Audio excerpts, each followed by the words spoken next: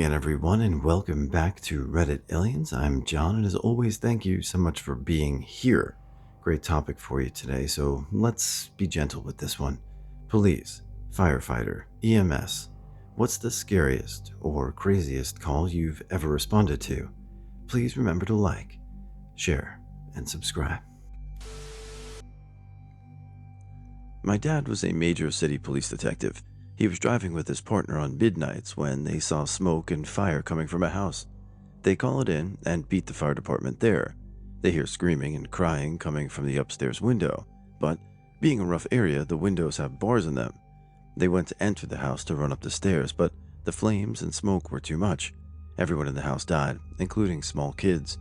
Dad gets home in the AM, and my bedroom was right off the kitchen. It was cool because you'd get to hear conversations if you were bored. Dad starts crying while talking to my ma, saying how he tried everything he could to get in, but they couldn't get to them.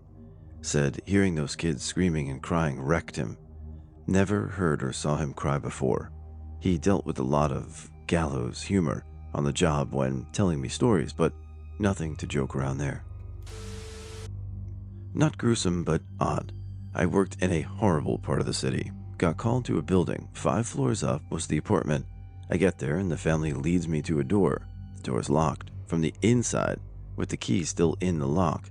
No way of getting in through the window because it's so high up with no windows that open, just solid glass. Ceiling is solid cement. I broke open the door. The guy is on his knees outside the bath, head over the side of the bath in the water, dead, like someone had held his head under the water. I've been to heaps of strange calls. The creepiest one that sticks out to me, though, was a young woman that had hung herself in the living room of her home. She had done it a couple of days before, so she was starting to decompose. She had 3 cocker spaniels that simply refused to leave her side and just sat by her toes, howling and wailing. They would occasionally lick her toes and wag their tails before resuming their howling. They were frantic in their distress.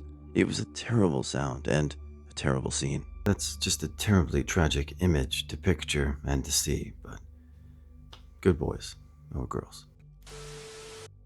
4 young boys, 12 to 15, stole a car, hit an oncoming lorry, burst into flames, 1 thrown clear but died, 1 over half burnt, died in hospital a week later, 2 dead and burnt in the car. Once we had extinguished the fire, we realized that the fabric of the car seats was burnt, so the metal had fused with their bodies. Had to cut 1 boy's fingers off. They were buried in the dash. Then had to stand behind him while 1 colleague hit him in the shoulder with a pickaxe to pull him forward, and I could then get a shovel behind his back and try to pry him off and free of the metal. The whole thing took over 45 minutes to complete. Over 20 years ago now. Still thinking about those boys on a regular basis. Shame was such a waste of life. EMS. Scariest. We made a welfare check one morning because a woman's medical alarm pendant was going off, pinged her house as her location.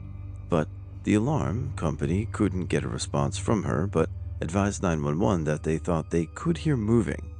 We made it into the house before police. Door was unlocked and all the lights were off except the kitchen light. As we were looking for this lady, we noticed most of the lights didn't even turn on. It seemed obvious that someone was home or had recently been home because half-eaten food was on the kitchen table. House was 2 stories, and it was relatively well kept, but all of the furniture seemed to be from the 70s and dusty. We checked the house for 20 minutes, visually looking and calling out, and couldn't find anyone. I searched the top floor, and my partner searched the bottom. We searched everywhere, except for 1 door. Could have been a closet or a bedroom or anything that was locked. As I was coming downstairs, I heard what sounded like something rubbing up against the wall on the other side of the locked door. At this point, I'm on high alert. I'm thinking it's likely a pet cat or someone is robbing this house and the lady is as hostage behind the door. I step outside and tell my partner and police, who had just arrived to see if we were okay, what I heard. We called out again and got no response. We had fire take the door off the hinges. It was another bedroom. This made 5 total. The lights didn't turn on, but the TV was on. Bed was unmade. Somebody had obviously been sleeping there, and I know I heard movement prior to entering the room. Everyone is on super high alert. We check all over the room and notice there's a door to the side of the room. I open it, and there's this female sitting down in the nightgown with her hair all in her face. Looked just like the girl from The Ring. She slowly stands up. I'm terrified, lol, and looks like she's about to reach under her gown but stops. She slowly walks towards me with her hands out like a zombie. I'm petrified. She puts her hand on my chest and shoulders and says, "I don't know who you are, but if you're trying to talk to me, I'm blind, and I don't have my hearing aids in."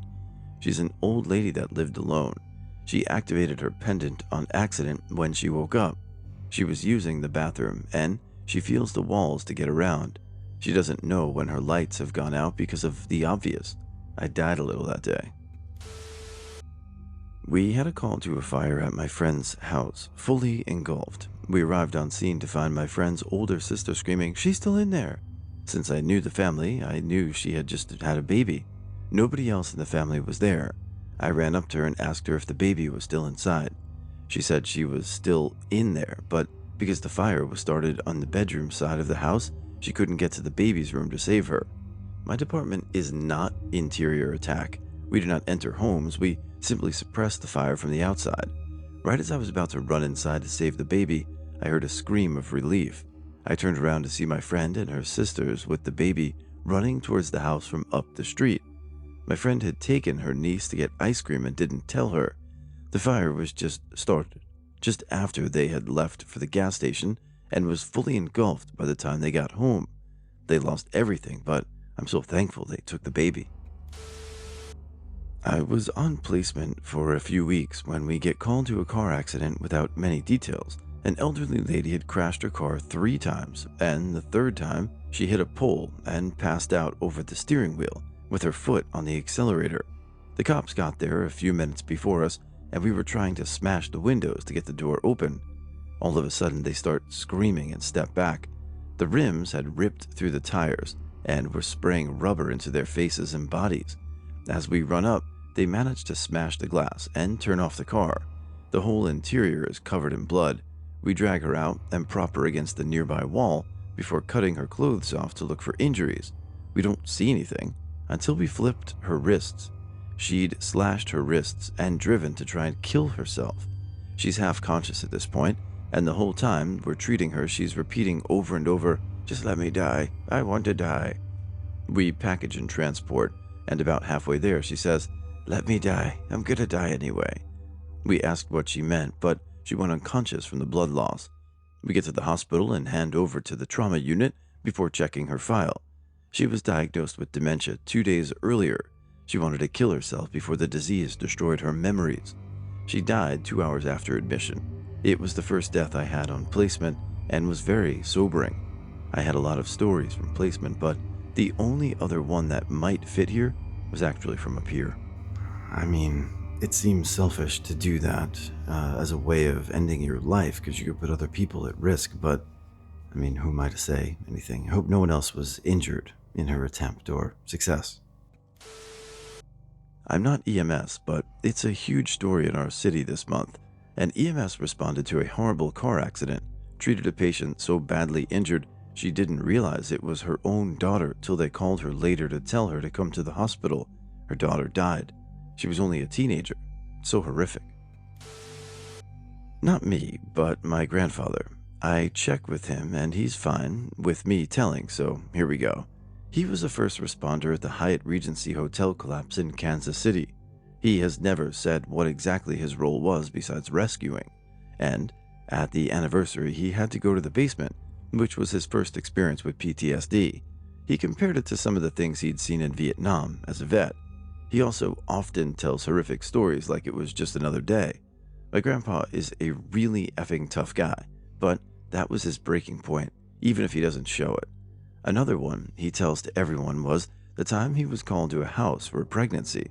When a man opened the door, my grandfather noticed how the man was in hysterics, talking about how his daughter wasn't even married, or how she wasn't even dating anyone and whatnot. Soon enough, my granddad walked into the bathroom to a barely teen girl hitting her baby against the wall while it was halfway out of her. He restrained her to prevent any more damage and delivered the baby successfully, and he checked in on her every couple of years. To his knowledge, they are both doing great and are happy. Not really scary, but really gross. I'm an EMT, but I do mainly transports. We occasionally do 911, but it's usually the fire departments that do 911s. And we're taking a man home. Dispatch tells us this dude has bed bugs. Gross. So before we talk to the nurse, we get gowns on, duct tape our boots to our pants, take tape to the back of the ambulance, the usual. Nurse comes up to us and tells us that the dude had bad bugs, bad. She says they stripped him and showered him, but he's got long, thick hair, and they're sure there's probably still some in his hair, and that they put a hairnet on him. She explains that they threw his clothing away and any belongings they could because everything was incredibly infested. Great. Lovely. So, dude is a sweet old man. Don't see any bugs on him as we get him loaded up.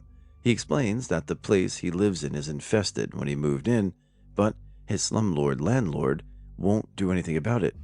He calls family on the way over to his home to come pick him up at his house because he doesn't want to go back inside now that he's got most of them off of him. They agree, so we get to his house. Family isn't there yet, so we get him unloaded and get him up to his porch. While on the porch, I notice that it's covered in little black dots. As we're sitting him in the chair on his porch, I notice that the little black dots are A, crunching underneath our boots, and B, are moving. And then my brain realizes that those black dots covering the entire porch are bed bugs. Luckily, family shows up just a few minutes later. We check him over before we help him in their car, and then we let dispatch know we're going back to the station to get changed and switch trucks. Another story, we were at hospital, I think picking up a patient, and we noticed the helicopter coming in. We also noticed that in the trauma ER room, they have an F ton of stuff set up for something. Crash cart is sitting right outside the room, as well as a team of at least 15 people. I comment to my partner how that doesn't look good. We go about our business, and I think nothing of it. Next morning rolls around, and I wake up to the news that one of our coworkers was in a massive accident and was flown to the hospital where he ended up dying from his injuries. Realized that if it were our coworker that we noticed getting flown in and that trauma room was set up for him. If we had been a few minutes slower, we probably would have seen him being wheeled into the trauma room, and that he probably died before we even had left the hospital with our patient. Oh man, the stories I could tell. Probably the one that sticks with me and replays in my mind all the time would be when my unit was solo responding to a mass shooting of an entire family of 5. In hindsight, the shooters were very clever. They lit cars on fire on the opposite end of the town to tie up resources, thus my unit being the only one available for the time being until we got 2 from our closest other town. Out of the 5 of our youngest victims was only 2, and our oldest was 23. I still remember having to walk on top and over the oldest victims who were laying in the narrow staircase to get up to the 2-year-old. As the story goes, they were all out on the front porch when gang members rolled up and began shooting with rifles in a supposed revenge shooting, but the guy they were after wasn't even there at the time. Family fled into the house and the shooters followed them in. Rarely does a day go by where I don't think about that little boy and how there was absolutely zero we could do for him. We did what we could, but a small body cannot withstand the impact of a rifle caliber round multiple times. I've seen a lot of heinous things. I've responded to child abuse cases. I've seen more dead people than I can count, but that one will stick with me forever. Just terrible and horrible, and just a senseless act of really visceral violence. I'm sorry. I hope they were all brought to justice. Got dispatched to a vehicle collision where an impaired driver ran a stop sign out of a rural area and struck another vehicle. When I got there, one of the vehicles was on fire. There was a man and a teenage girl trying to break the window out of the burning vehicle. I could see an adult female and 3 younger than teen children burning alive inside. It took the fire department several minutes to get there before the fire was put out. I found out then that the family had just burned was the wife and child of the man trying to get them out. He was following behind in a separate vehicle and saw it happen. This happened several years ago and it still haunts me. The father had third-degree burns from his fingertips to his chest and shoulders. I can still hear the family screaming for him to save them as I write this. We get called to a maisonette to a woman who'd fallen at 1 a.m. Approaching the house, we could see an upstairs window open and the telltale sounds of someone with acute respiratory distress. There was a quick side bet whether it was going to be heart failure or COPD. So we get to the door on the notes and it's locked. We shouted up to the window. After a few minutes, someone came to the window and looked quizzically at us. He was unable to form full sentences, so we were surprised he'd been able to call an ambulance. He threw down the keys, and we tried every one of them to the door to no effect. We called him again and asked if he'd sent us the right keys, and he just pointed at the door immediately. To the right side of the door, we were trying, so 37B, not 37A. We get up there, and he was extremely poorly cyanosis, tripod positioning, and massive accessory muscle use. Therefore, we treated him minimally and elected to get him to hospital ASAP, giving them a courtesy alert message to tell them we were coming. Save the guy's life for now. He wasn't long for this world, but at least he would be okay for another month or two at least. We get back to the station to restock and get a call from our controllers. We were asking if everything was okay. They weren't usually bothered about our welfare, but okay. Then they informed us that the little old lady's relatives had arrived on scene and she was still on the floor of 37A. She was uninjured, but just unable to get up. TL, DR, get called to a minor case, stumble on their next door upstairs neighbor who hadn't called the ambulance, who was about to die.